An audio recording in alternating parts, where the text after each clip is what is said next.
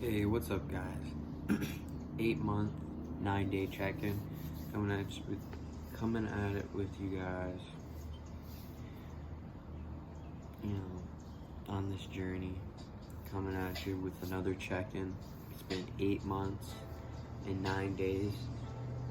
Mentally, I feel like my mentality has started to transform and to grow in a way where my mental fortitude and my mental strength have been, reinforced with the fact that, I have not relapsed off my nicotine addiction, as well as in day-to-day life when needing mental fortitude and mental strength, the ability to stick to and to continue to apply mental intellect or mental power towards said situation, said scenario, has increased in a strength way, in a powerful way, since I've quitted nicotine. For example,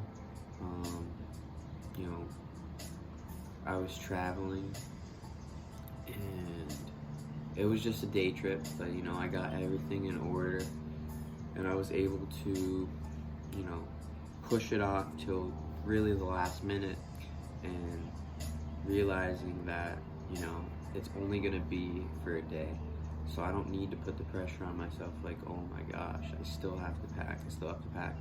I knew it was already gonna take about 5 to 10 minutes. I already had in my mind that I know where everything was located prior to saying, okay, I'll just do this, last minute, right? Also the mental knowing that as soon as I knew that I wasn't going to be getting as much sleep as I normally would on a day, where I get like 6 or 7 hours,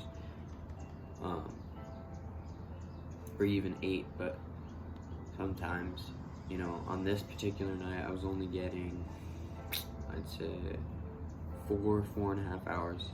4.5 hours, 4 hours, 28 minutes was what I set my alarm for, so that was the more exact time. And I just knew mentally, I was like, I'm doing skiing tomorrow. It's a day trip. I know that I don't really need all that rest, just because my mental's so strong. It's gonna be able to already have me stimulated from the moment I wake up, that I'm not gonna really be going through the motions early in the morning or have any lagging thoughts or any thing holding me back mentally per se. So that's just an example. And then during that trip I had misplaced an item, and I didn't lose it, I didn't completely blow the top off just because I had lost something. No, I just stayed committed to knowing that I hadn't brought it outside of the vehicle and that it was still with me, and I'll find it eventually. And if I didn't find it, it was not going to be the end of the day either. I wasn't going to allow it to, ruin up or mess up anything. As well as, having that, the mind to be able to stay in your own mind and be creative in your own mind with your own thoughts, and not stay in stagnant thoughts, being able to change some way that you were fixated on mentally being, or thinking a certain way. It's helping you to grow in this area mentally, is what I'm noticing. So physically, I wanted to say that I've talked about past before how physically, of course, at 8 months and 9 days, there's never any, alright, for an example, I talk about how you guys can put yourself in any space that you want to, and I thought that this was going to be the case in this scenario, but I was doing a little bit of work, and there was a lady that I had started to talk to saying that, you know, hey, isn't the weather nice out? And she was like, yeah, it's supposed to rain or something like this the next week or so. And I think this was about maybe 4 days ago, and it's been raining here in Arizona, which is good. I'm getting rain. But this lady, she was talking to me, we were having a good conversation, and not immediately, but I'd say a few minutes into the conversation, I just see her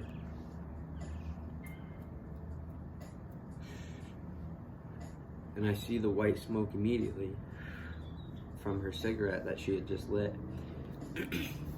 And so I continued the conversation with her.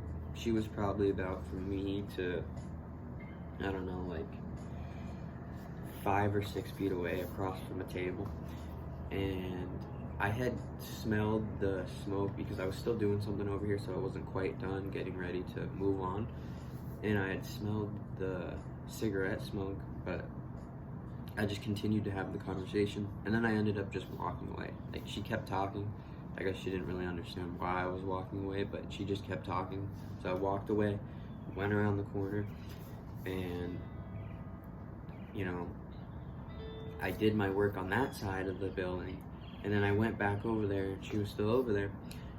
And, you know, she had said, do you not like smoking or something like that? And I was like, no, but I used to like it, 8 months ago when I used to do it. But now when I smell the smoke, it has the opposite effect on me, right? It's more, even though that kind of cigarette smoke was never appealing to me, the fact that there was the burning of tobacco and I could have easily breathed that stuff in. So if she were to ask me, how does it affect you now? I would have said to her, I would quit if I were you. When I breathe in that smoke, it doesn't really even do anything for me. And if you're just doing it to feed your addiction, to fuel your addiction, then that's not worth it. The toll that it's going to take on your body. And so fast forward about 10-15 minutes later, I see this lady leave. And I'm talking to these 2 kids. Well, it was a group of 3 younger men, young adults, but really boys. They were in town in Arizona for a soccer tournament, and they're actually from Colorado. And they were also talking to me about the weather, and that's how we started a conversation. And I had brought them down, and I was like, hey, that smell in the air, that was because some lady was out here having a cigarette after eating. And they were like, oh wow, that's bad. And I said, yeah, it doesn't smell too good either. And they were like, and I was like, you know what, take it from me, I smoked for 5 or 6 years, but I vaped, but I still did nicotine. And they're like, how does it feel, how does it feel to smoke, and this and that.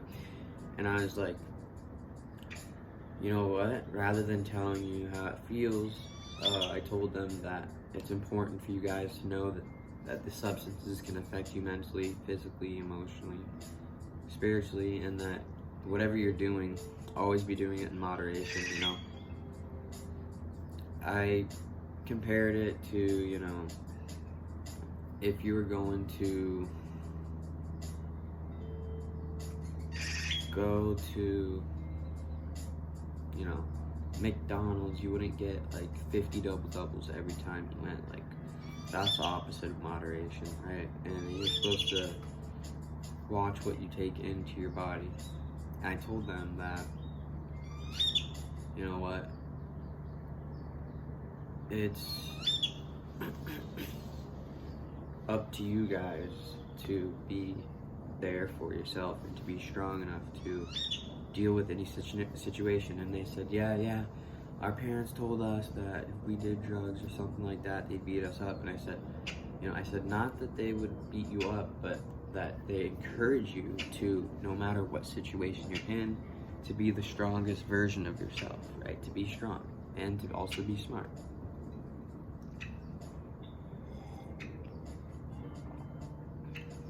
So how does this tie into physically? Well, of course, physically, I was put in a situation where I persevered through, and after that, the conversation ended. They were asking me, I think they asked me like what my favorite candy was, and of course, sweet tart ropes. But then I asked them, and they said Starburst minis was one of them, and the other kid said, I don't even remember, but the moral of the story was it was a teaching moment. I was put in that situation. From the beginning of that situation that I just explained to you guys, I was taught to and learned to persevere through, both mentally and physically. Spiritually, that just ties into my mission to teach in this life and to spread knowledge and spread my wisdom. And I think about it like this: God putting me in these situations to do exactly that, to spiritually grow, to spiritually cultivate, my journey in this life and what my mission is. And it seems like when I made sacrifices, that God saw those sacrifices and said, child, I'm going to put you in these circumstances, and you're going to be able to face these currents. You're going to be able to face these rapid currents that I'm setting your way. You're going to be able to stay afloat no matter what in this life, and I'm going to show you how it's done. And that's part of the larger frame of mind right now, when I've just been meeting so many devils. And not that I'm talking about Satan himself, but I'm talking about devils, people that are not, their emotions have taken control over them. And you meet some of these people, and they're really the outliers of all characteristics, the outliers of most anything that you would consider normal, and they push that boundary to where it's, they cross the line, and you really have to just detach from these people, 100%, no ifs, ands, or buts about it. And that saying, new levels, new devils. So guys, just be aware. There's people out there that are going to specifically target you, and just beware of that. Always be your strongest self. Don't let these, happenings or these circumstances to ever dictate, your next steps in life, or your steps when you're currently being attacked. Just stay calm. That your biggest power is that you're being who you are. That's your biggest power, is that you are yourself. So be aware of this, guys, about the not only spiritual attacks, but mental attacks, emotional attacks, physical attacks as well. And then emotionally, to tie in with what I was just speaking about,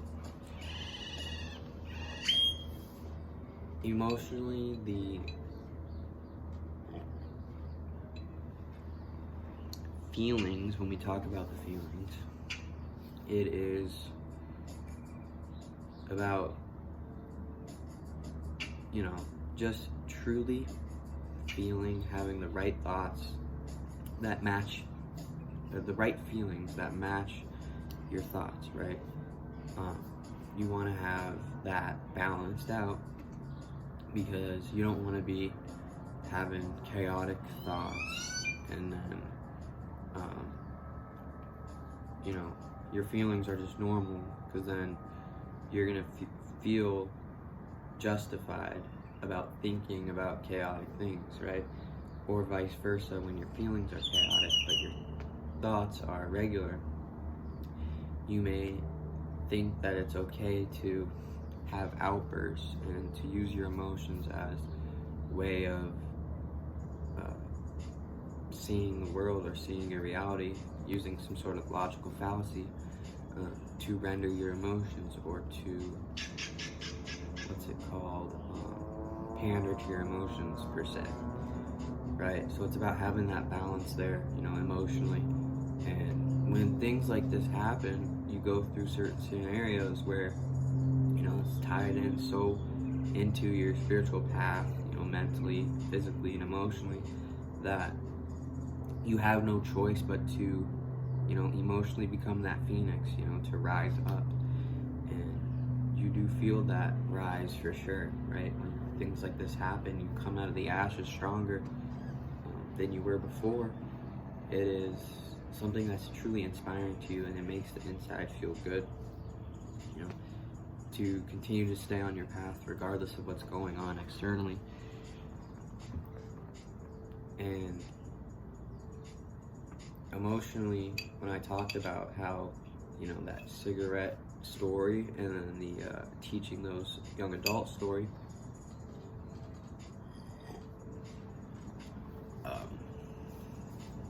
it felt good to be a strong anchor in reality for this, and to vouch for it, and to do it in real time, to actually put in that work. So, that kind of tied everything together. And I needed to come and check in. It's been 8 months and 9 days without nicotine. If you are watching this video, hey, you guys got this. If you're ever struggling with any addiction, don't let it take over your mind. Don't let it control you, right? Don't let your brain control the things that you do. Have that strong mentality, that strong physicality, that strong mentality, that strong emotional state of being, and the strong physical and spiritual state of beings. And you guys can weather any storm, right? Weather any currents that come your way. And I'm just an example for you guys to be able to see that no matter what comes your way, you're always going to be able to get through it.